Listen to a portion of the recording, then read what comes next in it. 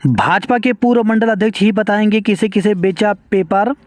तो उत्तराखंड लोक सेवा आयोग की सहायक अभियंता एई और अवर अभियंता जेई की लिखित परीक्षा भर्ती का प्रश्न पत्र लीक के आरोपी भाजपा के मंगलोर मंडल के पूर्व अध्यक्ष संजय धारीवाल की गिरफ्तारी ही खुलासा करेगी कि पेपर किस किस अभ्यर्थी को बेचे गए। उसकी तलाश में एसआईटी उत्तराखंड और वेस्ट यूपी के उसके ठिकानों पर दबिश दे रही है। शुक्रवार को एई जेई भर्ती परीक्षा के पेपर लीक का खुलासा हुआ था। जेल में बंद आरोपी निलंबित अनुभाग अधिकारी संजीव चतुर्वेदी, उसकी पत्नी ऋतु, शिक्षक राजपाल, उसके भतीजे संजीव दुबे, मनीष कुमार के अलावा दूसरे अनुभाग अधिकारी संजीव कुमार, भाजपा नेता संजय धारीवाल एवं नितिन चौहान, सुनील सैनी के खिलाफ मुकदमा दर्ज कराया गया था। शनिवार को आरोपी अनुभाग अधिकारी संजीव कुमार, एजेंट भाजपा नेता नितिन चौहान और सुनील सैनी को एसआईटी ने गिरफ्तार कर लिया था। तीनों आरोपियों को एसआईटी ने रविवार को कोर्ट में पेश कर जेल भेज दिया। एसआईटी ने खुलासा किया था कि संजीव कुमार ने ही 28 लाख रुपए लेकर संजीव चतुर्वेदी को प्रश्न पत्र दिया था। इसके बाद चतुर्वेदी ने ही शिक्षक राजपाल की सहायता से प्रश्न पत्र को अभ्यर्थियों तक पहुंचाया था। इसमें भाजपा नेता संजय धारीवाल की भूमिका भी अहम मानी जा रही है। करोड़ों में पहुंच चुका है नौकरी दिलाने का कारोबार। तो जिस तरह से बड़ी संख्या में छात्रों को नौकरी का वादा कर रिजर्व किया जा रहा है, उससे साफ है कि अब यह कारोबार लाखों में नहीं करोड़ों रुपए में पहुंच चुका है। चिंताजनक यह है कि रुपए की गठरी बांधकर अपने पास रखने वाले इस गैंग के लिए विभागों में पैसों को खीर की तरह बांटना कोई मुश्किल काम नहीं रह गया है। हर भर्ती धांधली में सामने आ रहे नए चेहरे। तो आपको जानकर आश्चर्य होगा कि जिले में कई साल से चल रहा नौकरी दिलाने का धंधा अब गिरोहबंद सुनियोजित अपराध का रूप ले चुका है। जालसाज झुंड में छात्रों से पहले डिग्री और फिर पैसे लेकर रख लेते हैं, फिर उनकी परीक्षा के पेपर के सवाल और उनके जवाब रटवाते हैं। इंटरव्यू के दौरान पेश करने के लिए कुछ समय के लिए प्रमाण पत्र लौटाते हैं और वहां से निकलते ही फिर से सर्टिफिकेट अपने कब्जे में ले लेते हैं ताकि पहले से तय डील के अनुसार रकम वसूली जा सके। जहां एक और एसआईटी की जांच में जालसाजों की बाजीगरी के खुलासे हो रहे हैं, वहीं जालसाजों के चंगुल में फंस चुके छात्रों से भी बातें छनकर सामने आने लगी हैं। इससे यही अंदाज़ा लगाया लगता है कि नौकरी का यह अंधा बिजनेस बना दिया गया है और नौकरी व पदों का पूरा गणित बिठाकर रकम ऐंठी जा रही है। पेपर लीक में परीक्षा नियंत्रक की कार्यप्रणाली पर भी उठ रहे सवाल। तो उत्तराखंड लोक सेवा आयोग की पटवारी लेखपाल एई भर्ती और जेई भर्ती के पेपर लीक होने के मामले में परीक्षा नियंत्रक पर भी सवाल उठ रहे हैं। एक अनुभाग अधिकारी पेपर बेचता रहा लेकिन परीक्षा नियंत्रक को इसकी भनक नहीं लगी। राज्य लोक सेवा आयोग के 8 जनवरी को ही पटवारी लेखपाल भर्ती परीक्षा का पेपर लीक हो गया। आयोग के ही अनुभाग अधिकारी संजीव चतुर्वेदी इस प्रकरण में सलाखों के पीछे चले गए। इसके बाद एई भर्ती फिर जेई भर्ती पेपर लीक होने का मामला सामने आया, जिसे संजीव ने ही पेपर बेचे थे। आयोग का अनुभाग अधिकारी पेपर लीक करता रहा लेकिन उन्हें इसकी भनक नहीं लगी। अब परीक्षा नियंत्रक की कार्यप्रणाली पर सवाल खड़े हो रहे हैं। आयोग के अधिकारी फिलहाल कुछ भी कहने से बच रहे हैं। वहीं सूत्रों के मुताबिक शासन परीक्षा नियंत्रक की इस लापरवाही पर काफ़ी खफा हैं। चयन प्रक्रिया शुरू नहीं हुई, 8 से आंदोलन करेंगे बेरोजगार। प्राथमिक शिक्षा का चयन प्रक्रिया को पुनः शुरू करवाने की मांग को लेकर के टीईटी प्रशिक्षित बेरोजगार 8 फरवरी से शिक्षा निदेशालय में आंदोलन तेज करेंगे। बीएड टीईटी प्रशिक्षित महासंघ के अध्यक्ष संगीता शाह एवं महामंत्री अभिषेक भट्ट ने कहा कि शिक्षा मंत्रालय की परफॉर्मेंस ग्रेडिंग इंडेक्स 2020-21 की रिपोर्ट में उत्तराखंड राज्य 35वें पायदान पर रहा है। प्रशिक्षित बेरोजगारों का मानना है कि जिसका मुख्य कारण उत्तराखंड के अति दुर्गम में स्थित विद्यालयों में शिक्षकों की कमी है। उत्तराखंड में सहायक अध्यापक एलटी प्राथमिक के रिक्त पदों को भरने के लिए वर्ष 2018-2020 एवं 2021 में विज्ञप्ति जारी की गई थी, लेकिन 4 साल से अधिक समय बिताने के बावजूद विभाग अभी तक नियुक्ति प्रक्रिया को पूर्ण नहीं कर पाया है। बताया कि 8 फरवरी को बीएड टीटी व 2 वर्षीय डीएलएड प्रशिक्षित शिक्षा मंत्री से वार्ता करेंगे।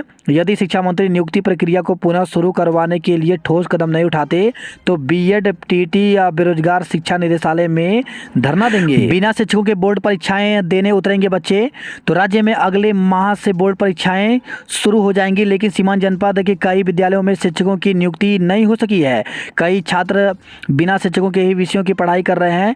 मुनस्यारी के जीआईसी में अध्ययनरत हाई स्कूल और इंटर के 170 छात्रों के लिए इस बार परीक्षा बड़ी चुनौती होगी। राजकीय इंटर कॉलेज मुनस्यारी में वर्तमान में 502 छात्र छात्राएं अध्ययनरत हैं।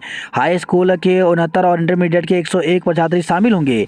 पिछले एक वर्ष से इंटरमीडिएट में अंग्रेजी, जीव विज्ञान, इतिहास विषयों के प्रवक्ताओं के पद रिक्त हैं, जिस कारण अभिभावकों को अपने बच्चों की चिंता सता रही है। बिना शिक्षकों के उनके बच्चे बोर्ड परीक्षा कैसे अंक लाएंगे? शिक्षक अभिभावक संघ के अध्यक्ष मुन्ना ढोकटिया ने कहा कि महत्वपूर्ण विषयों में शिक्षकों की तैनाती की मांग लंबे समय से उठाई जा रही है। अब बोर्ड परीक्षाएं सिर पर हैं, लेकिन शिक्षक तैनात नहीं हुए हैं। शिक्षकों की कमी दूर करने के प्रयास सरकार को शीघ्र ही करने चाहिए। सीमांत क्षेत्र के शिक्षा की बुनियाद को मजबूत करने की जरूरत है। सीईओ अशोक कुमार जुकरिया ने बताया कि अतिथि शिक्षकों की काउंसलिंग के माध्यम से रिक्त पदों को भरने का प्रयास किया जाएगा। फॉरेस्ट गार्ड भर्ती नकल मामले में सुप्रीम कोर्ट पहुंचा आयोग। तो उत्तराखंड अधीनस्थ चयन आयोग फॉरेस्ट गार्ड भर्ती नकल मामले में फिर सुनवाई की मांग को लेकर के सुप्रीम कोर्ट पहुंच गया है। इस मामले में नकल के मुकदमे समझौते के आधार पर अधीनस्थ कोर्ट से खारिज हो चुके हैं। पूर्व में नकल के आरोपी बनाए गए 9 आवेदक आयोग पर नियुक्ति का दबाव बनाए हुए हैं। आयोग ने 2018 में फॉरेस्ट गार्ड के 1268 पदों पर लिखित परीक्षा कराई थी, जिसमें नकल के आरोप में लगे थे।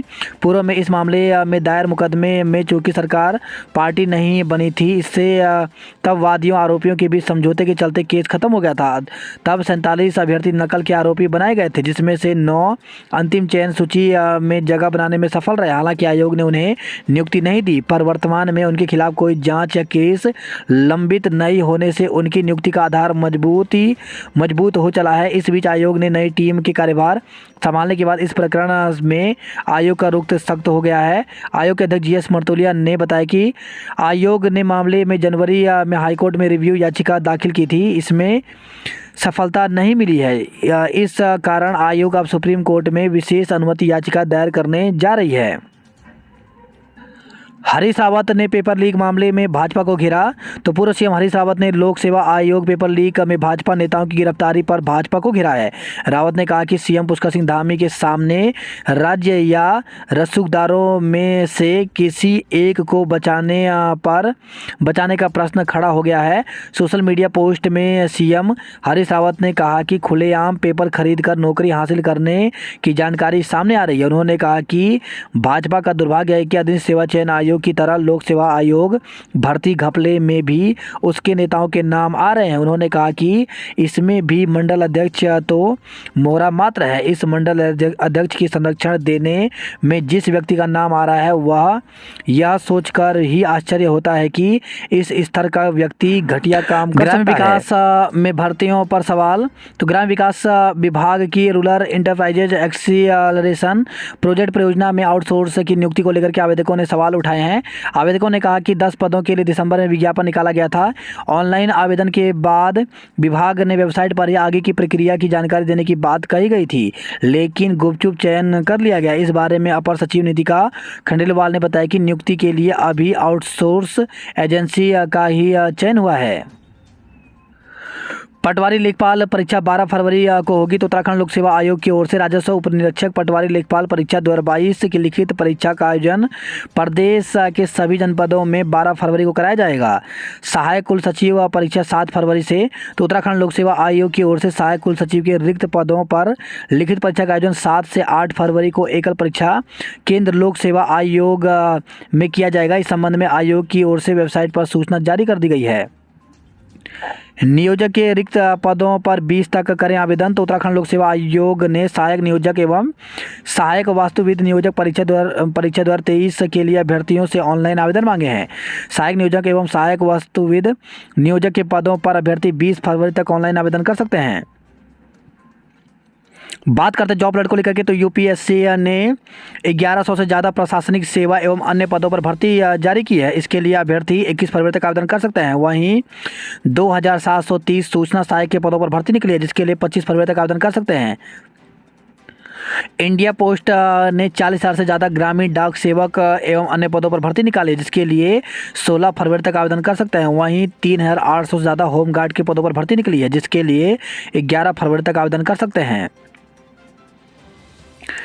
हिंदुस्तान कॉपर लिमिटेड में 24 पदों पर भर्ती निकली है, जिसके लिए अभ्यर्थी 28 फरवरी तक आवेदन कर सकते हैं। यूपीपीएससी ने जारी किया विज्ञापन तो 15 पदों पर भर्ती निकली है, जिसके लिए 6 मार्च तक आवेदन कर सकते हैं। वहीं तकनीकी व अन्य पदों पर मौके तो 119 पदों पर